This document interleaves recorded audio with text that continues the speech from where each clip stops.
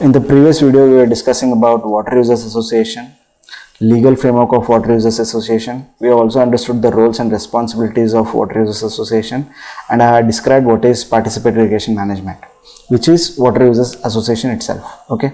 Now, in this video, we will be understanding what is the legal framework in which the water allocations are done.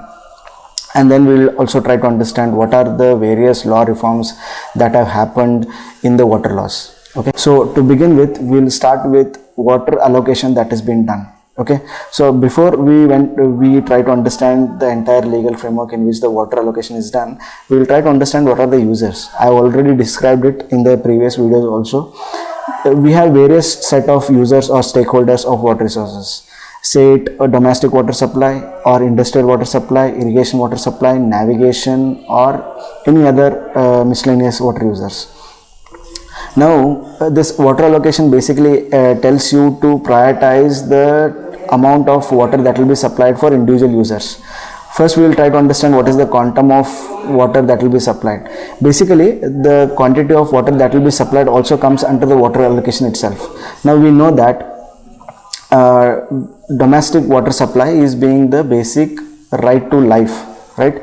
So I have already described in the legal framework of water law, where both state and also constitution gives us a validity to ask or demand the water for basic needs, like for example drinking water supply and also domestic water supply, which drinking water supply which is included in the domestic water supply itself, right? So after that, we know that we as a country is having a huge population. In order to maintain our food security, we supply more water to the irrigation itself. So I have given you the statistics while explaining the water resources in India, that around 70% of water will be supplied to the irrigation itself, right? After that, there comes industrial. There are various types of industries, agro industries, non-agro industries. In non-agro industries, there are various other industries, and these industries are scattered in the entire country. Okay, with respect to the geographical benefits, the industries are divided. Like for example, mining industry is there, telecom industries is there, then paper or any other miscellaneous industries are there. So you need to also understand what are the various non-agro industries are there. In case of agro industries, we know that the industries which produces fertilizers, pesticides are called as agro industries, and also seeds. So by understanding all these users, we could be able to allocate the water. Now there is a national water policy. National water policy gives you a set of guidelines through which you have to supply the water, or you have to allocate the water. So first and prior importance is given to the domestic water supply, because it falls in the category of right to life. So in order to maintain the right to life, we allocate the water. We give the first preference to allocate the water for domestic water supply. After that, because of food security, we allocate the water for irrigation. Later we will give it for agro industries, and then non-agro industries, then hydropower, navigation, and all those. So these are a set of guidelines which are provided by the national water policy. National water policy belongs to the central government. Now, as I told you, water is basically a state affair, right? So only the guidelines are given by the central government. State upholds its own set of policies for allocating the water, right? So in the slide you can see that there are 4 columns. In the 4 columns, the first one is representing the national water policy, then the second column is representing the Karnataka state water policy, then the third one is Uttar Pradesh state water policy, then the last one is Maharashtra state water policy.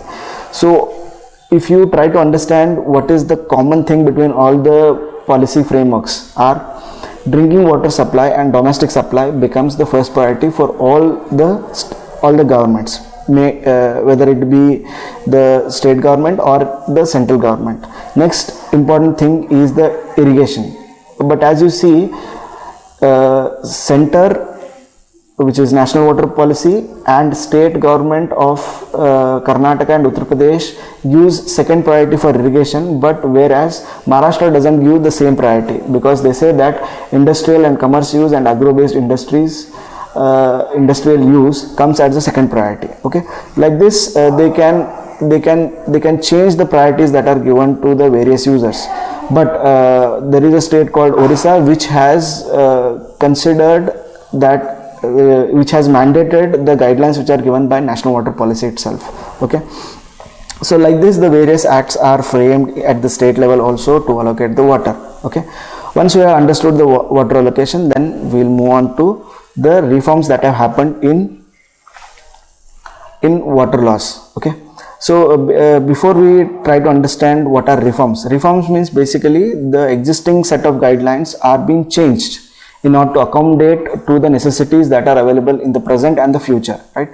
So what are the reforms that have happened? Okay, so I would not be explaining in deep about the acts or the changes that have happened in the several laws, but I will be categorizing the reforms that have happened in 4 categories. Okay, before I would explain you what are the different categories in which the reforms have happened, what I will do is I'll basically tell you what are the 2 reasons for which these reforms are taking place. One thing is that we have understood that there is a physical change in the nature of water, right? So because of the climate change, because of the demand that is rising, because of the increase in the population, because of the change of living standards, there is an excessive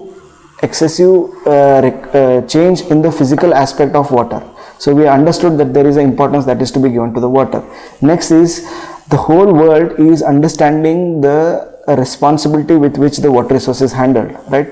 So you might have also heard many a times many of the speakers say that if at all there is a world war that is supposed to happen in future, it will be because of water resources itself, right?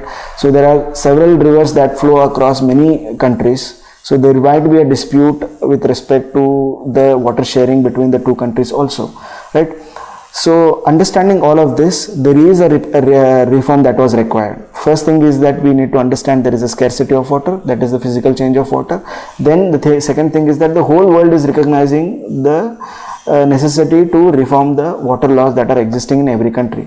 So followed by the same path, our country has also tried to make many of the reforms in its own case.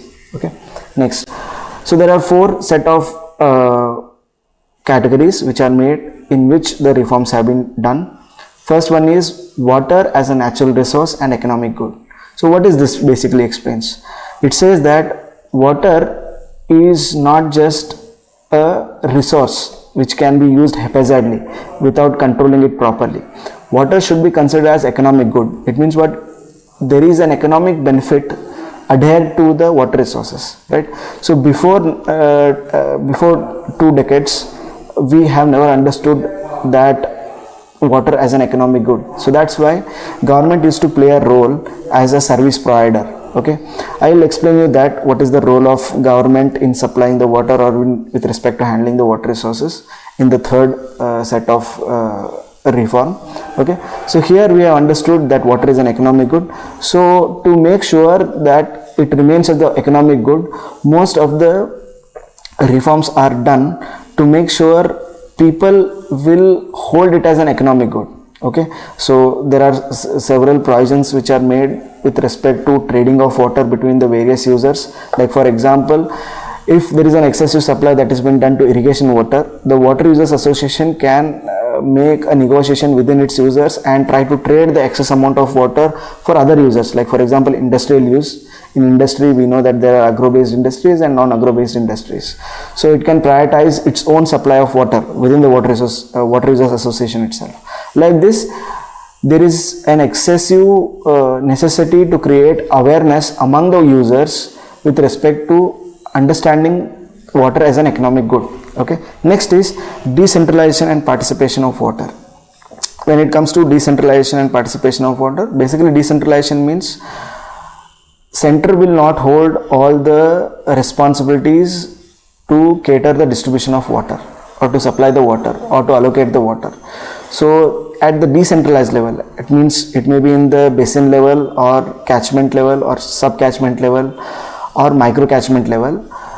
The set of users will be there. Those users will be setting up some of the guidelines, rights and policies. Based on that, they will be allocating the water within their basins. Like this, when there is a decentralization of responsibilities and roles, there the water allocations becomes more efficient and it also not becomes burdensome for the government also. Okay. So like this, I have already explained what is the nature in which the participation has been done for irrigation. Similar participation is also observed in case of supplying the domestic water also. Okay, I had explained to you in the previous video about the water users association within the irrigation system. So what is basically water users association? It's a participatory podium or association in which people of irrigation users will create an association and they'll distribute or they'll allocate the water within. Like similarly, World Bank has also set up a project called as Swajal. Okay, then the center has reformed the name of Swajal as Swajal Dhara. Okay, so a combination of both World Bank and central government have decided to supply water for rural households. Okay, so we know that around 80% of rural households depends on the groundwater itself, right? So in order to make sure that people of the rural areas develop more and more watershed basins and try to conserve more and more water and try stop exploiting the groundwater, such associations are made, and by this decentralization participation of users, we are trying to optimize the use of water, and also we are trying to reduce the demand of water. Okay, right. So we have understood the two reforms. Next we will go for a redefinition of role of government. Okay, I have already explained what is the role of central government, what is the role of state government. Now as I told you, this reform basically explains you the roles and responsibilities of the users. Okay, so now earlier the water was considered as a service that is given by the government, but in the latest reform, they tried to change this policy by saying that the government considers water resource as a trustee. Okay, they are the trustee of the water resources. Okay, they will make the regulations which are required in order to allocate the water, but they will not consider it as a service that is given to the people. Okay, so they are expecting more private and social associations to create its own bodies and try to create a network through which the water is being distributed within. Okay, I explained again the Water Users Association, which is itself a way in which the government is pulling out itself by being a service oriented agency than the regulatory agencies. Okay, next is the conservation. In conservation part, there are several fields, like for example, we need to conserve the water on the surface and beneath the ground also, right? So in case of surface, we know that most of our rivers are choked, most of our rivers are polluted. We need to conserve and stop we need to stop the pollution that is happening, and at the same time we are not monitoring the amount of groundwater that is being exploited. So in order to stop this exploitation of groundwater, several regulations are made. Like earlier, the government used to only take the account of the borewells that are dug in the society or in the regions. Now the extensive studies are being made in order to understand the groundwater structure in which the water is held. Okay, and it is they are trying to properly link with the basin in which the aquifer is there or the groundwater structure is there. By doing this, government is trying to understand the physical nature in which the water is existing in the groundwater, because basically the groundwater is very little replenishable, okay, or renewable. Most of the water is a fossil in nature, means once we extracted the water from the ground, we cannot use it again. Okay, there is no way we could be able to recharge that. But there are several zones in which the recharge can also be done. So government is also focusing in recharging the water in such zones and also trying to regulate in the zones where it is not replenishable or renewable. Okay, so this is what the conservation of water with respect to surface and with respect to groundwater. So these are the 4 reforms that have happened in India with respect to water laws. Okay, so this completes the entire module of water governance and water laws. So you can go through all the 4 videos and try to understand how the government has handled the water resources, and what I have given you glimpse of how better the water can be handled at various regions. But the reality is completely contrast to what the water laws that are existing. I have explained this in class, how the water resource has been handled both in surface and groundwater, and what are the variabilities with respect to handling the water resources, what are the crises that are happening in many of the regions. Like if some area is undergoing a severe flood, at some part of the India there is excessive drought. Okay, the situations are completely contrast, and we also know the distribution of water spatially and temporally varies like anything. I think there are more technical policy frameworks that are to be done, and there are several changes that are expected in the future also. Anyways, thank you.